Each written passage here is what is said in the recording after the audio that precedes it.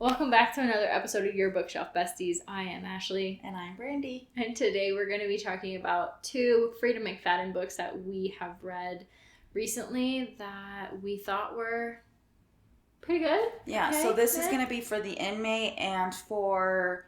Crap, what's the other one? Never Lie. So, spoiler alert right now. Yes. If you haven't read those yet, read them if you want.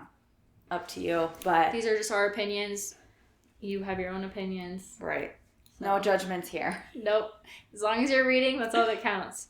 Let's start with Never Lie. Yes, Never Lie. I liked that one. I mean, I read it and I was intrigued the whole time. Do I like all of it? No. But was I intrigued? Yeah. I gave it a 4-star. I definitely, now that I say that, I'm questioning it because do I remember every part of the book? No.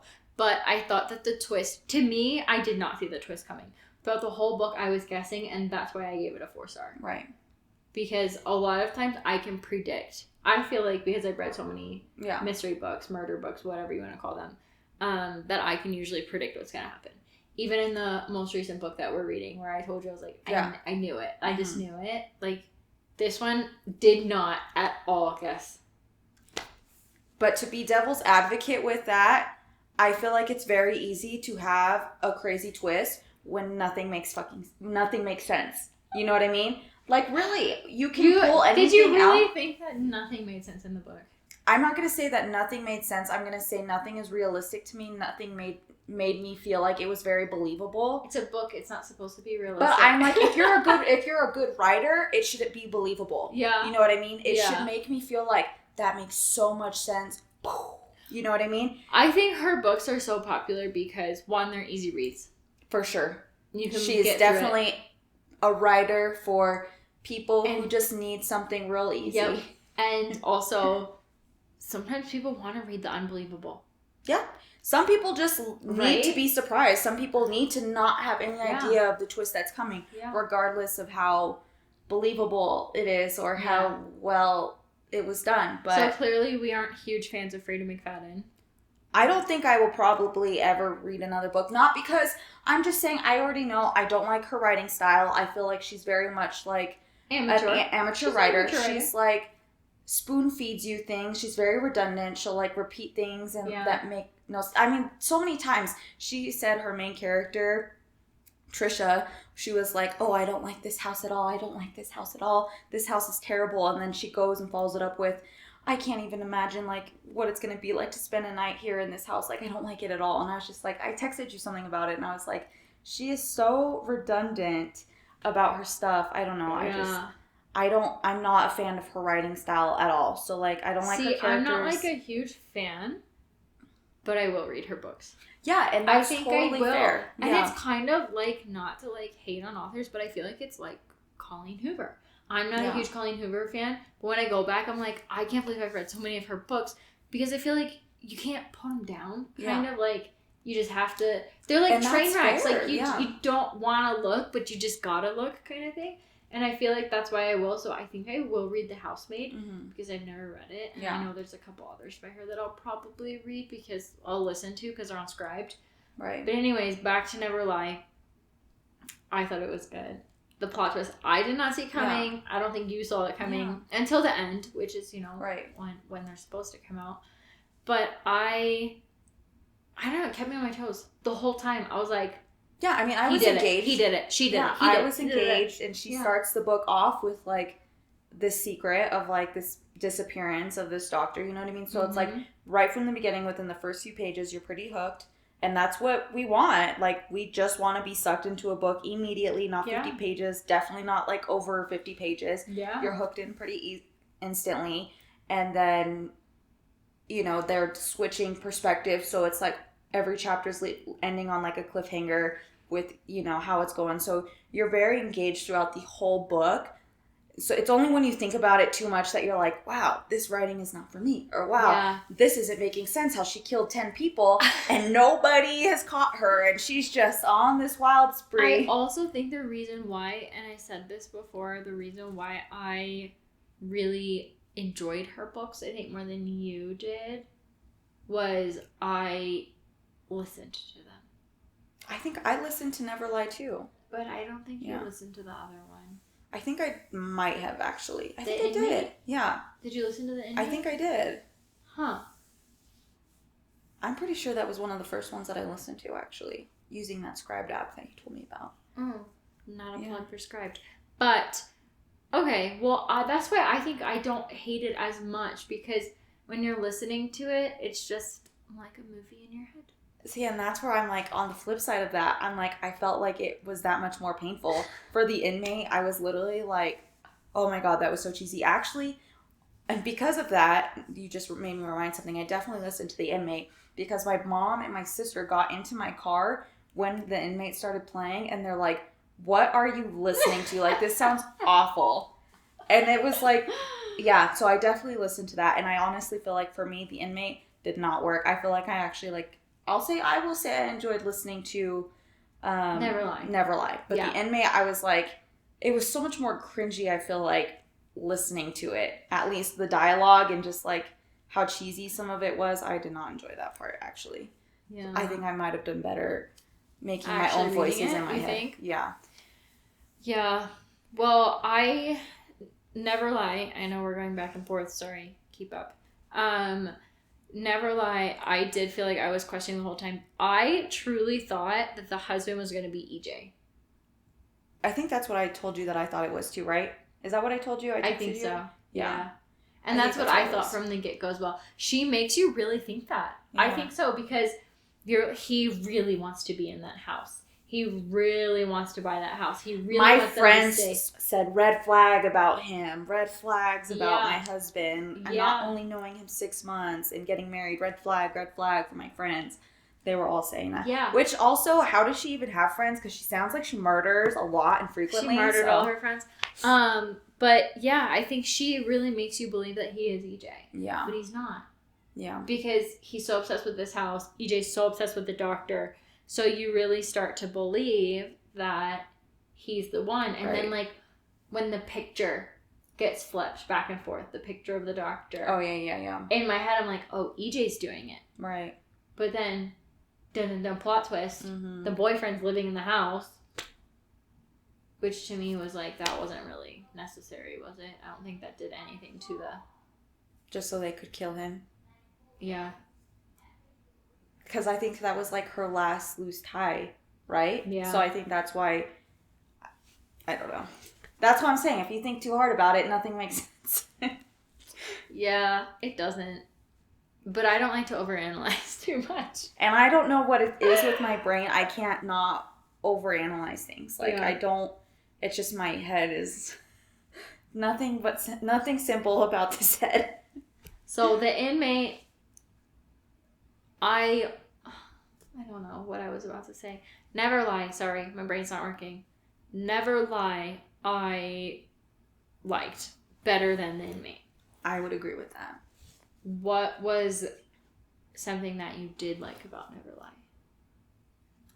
I would say that I was engaged with how it was flipping between the doctor and between Patricia. So, like, it was ending on it was ending each chapter with you, like, wanting to know, like, well, what was going to go on, I felt like a part of me thought that the doctor wasn't going to be dead.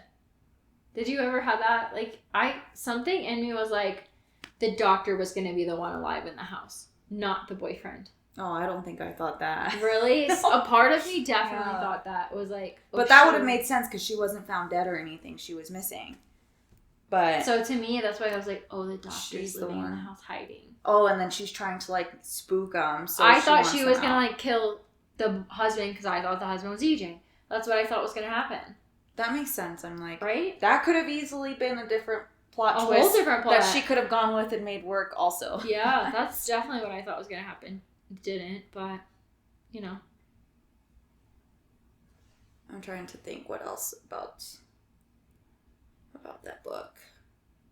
I thought it was all in all not a bad book by that writer. I don't know. I mean, I read it and it wasn't like super painful and I finished it quickly and it was engaging, but I'm not a fan of her writing style. I'm not a fan of how she just like throws in these wrenches and it's like, ha! Surprise! Plot twist! Yes. And then people are like, ah! But I'm like, yeah, you literally can pull anything like out of air that's super out there and it'd be like a crazy plot twist because none of the pieces were like, she wasn't strategically like building blocks that would have made it more believable for me.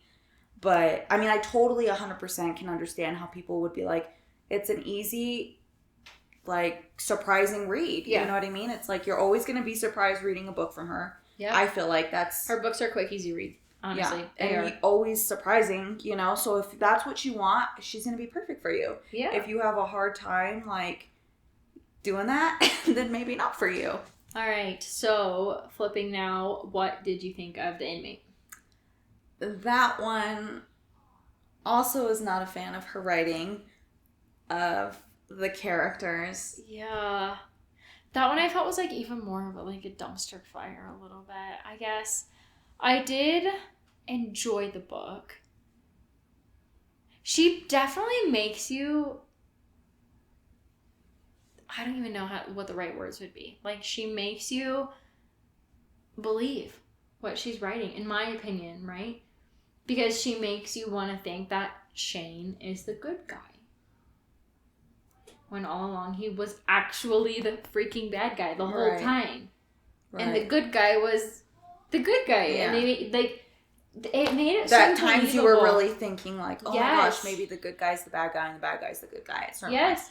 Yeah, I mean, I will give you that. There were sometimes that, you know, you were kind of questioning, like, maybe he really is the bad guy. You know what I mean? But, I mean, if you break it down, really, the only thing that matters is, like, how much you're able to keep your audience's attention. Whether or not, like, how their writing style is, how their characters are. I mean, it really doesn't matter to most people. They just are going for a story that is, like, engaging and, you know, just, like, holds their attention. Like, regardless of, like, the nitty-gritty stuff, some people can just skim right over that and just be like, oh, my gosh, they're just going off emotions. And they're just like, she definitely takes you through which is why emotions. I think she's such a popular writer. And I would have to agree with that. Yeah. I think she does kind of hook you in. I know I was pretty hooked in. Yeah. And I was like, oh, I want to figure out what's happening. Yeah, I think that's fair. The whole book, I was like, surely he's the good guy, and it's going to be like a false imprisonment. But then you want to think in your head, you're like, oh, that would be too easy. Like, too I remember actually really thinking, like, it would be too simple if he really was the bad guy. But I think at a certain point, I was like, no, I think he really is the bad guy. Yeah. So, yeah, I don't know. Again, though, it's not like it was painful for me to finish the book. I finished it really quickly, I feel like. And well, I listened to it on times too, so you're like, so yeah, I finished it really quickly. I listened to it in a day, but I do feel like also if I was reading her book, because I know her books are on Kindle, I probably would have also read it in a day, because they're quick reads and they're easy. And you just like have questions that you just like actively want answers to. Yes, you know, so you're like, they're page turners. You just from the beginning, you're like, ugh, I need to know how this book's gonna end. You know, so. Yeah, I will give it to... Obviously, she's popular for a reason. You know what I mean? It's like, people say, like, oh, these books are trendy. This book is this and that. You know, and it's like, if you break it down, it really doesn't matter, like, what you're thinking about it. Because if it's appealing to the masses, it's good. Like, that's really what it is. Yeah. It is good. If it's appealing to most of the people who are reading it, it's a good book. You know, so I think that's really all that matters is that people are enjoying it. Yeah. Even if, like, she's not for me, I can totally understand that. I can understand why people would be hooked on her. Like, I get it. They definitely are. I think it's the same with Colleen Hoover. Again, I think it's just, like you said, people appeal to the masses and it works for them. Yeah. Just, not every book is for everybody, and there's nothing wrong with that at all. So... Right. Even if you liked these books and we didn't like these books, absolutely nothing wrong with that. I mean, she's still going to read more absolutely. Freida, so I mean, I think she's a fan. I really, really do want to read The Housemaid because I know that was like her first book that went like super ultra viral. Right. But then I read some of the reviews and people were like, how could you not predict this? So that's why I haven't. Now you have to test yourself, or like mystery solver needs to test yourself. Now that I've read that review, I'm like, I think I'm going to figure it out pretty quickly. So now you have to put it to the test, obviously. And there's a second book to that one, so I think that is one. But she has quite a few inscribed, so if I'm in like a lull, I'll probably listen to her something books. Like that. You need something really easy and quick and surprising. Yes, right? Something that's like a palate. They're almost palate cleansers in my opinion. You know what? I feel like that might be fair because I feel like I did some Freida in between like fantasy reads. Some heavier books. Yeah, so I think that would be a fair statement. I don't know if I'd call them light because they're mysteries. It's not like a fun rom-com. Right. I definitely think it's like a good, quick palate cleanser, especially if you're in a slump. I can see how her books would get you out of a slump. Yeah, just like jump starting. Yeah. Like your need to be like, I need more. Because a lot of times when I if I get into a slump and I read a book and I'm not hooked within the first couple pages, I will continue to stay in my slump. That's fair. Because I'm just like, oh, not this one. And then I'll close it and then I'll pick another one up. And then I'll give it like 4 pages and I'm like, ugh, not this one. So I definitely think her books are good for that. Because you'll definitely be sucked in within 4 really pages. Quickly. Yeah. She grabs you like right away in most of her books, which I appreciate that a lot. Yeah. So I probably will not read any more. Unless I read one that's really, really good. Unless you say one that's pretty decent that I'm like, okay, it's unscribed, like maybe I can knock it out in like a day or something. Yeah. While I'm doing like some coloring or something. But yeah, I will go off basically if I like it. If you really like it. Not if you like it, because if you like it. But I really like a lot of books. I really like She Never Lie. When I was in that moment though, because now I'm thinking back on it and I'm like, it was good. But how many books do you feel like that about now? You know what I mean? Yes. It's like in the moment, because I feel like you need to go off in the moment. Yes. You know what I mean?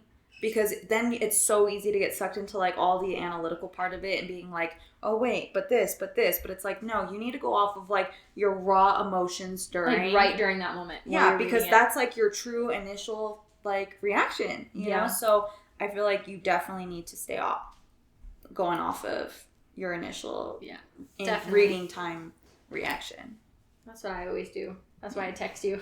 And I'm like, I really like this one. Yeah. And now like 3 weeks later, I'm like, was it good or was it not? We'll just leave it as your initial thoughts. Yeah. That's as good as it gets, I think. Well, I think that's all we have on these books. But if you, again, want us to read any books that you would like to hear our opinions on, please comment below. And also your thoughts on Miss Freida and books that you like, didn't like. Yes. If you agree with these comments, not so much. I mean, again, we know that reading is so subjective. We're just glad everyone's reading. So definitely leave any opinions about Miss Freida below, because obviously she's got a lot of followers and a lot of people reading her books. So. Yeah, absolutely. I think that's about it for us, though, right? Yeah, absolutely. All right, thanks. Bye. Bye.